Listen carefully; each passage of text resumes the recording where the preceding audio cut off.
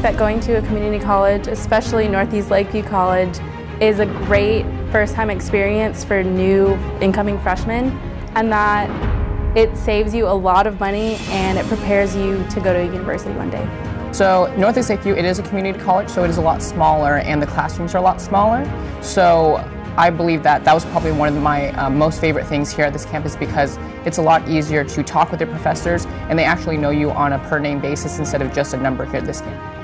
Northeast Lakeview has definitely prepared me for my next steps just by providing me with courses that are going to help me when I move to the clinical setting, just knowing the academia part of the science I want to study, and they've just provided me with so many different opportunities and just networking. I've met a lot of good people and they've definitely prepared me for that. That Northeast Lakeview College has extraordinary opportunities for undergraduate students, such as research.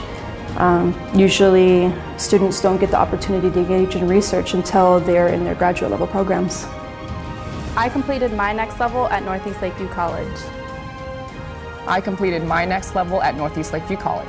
I completed my next level at Northeast Lakeview College. I completed my next level at Northeast Lakeview College.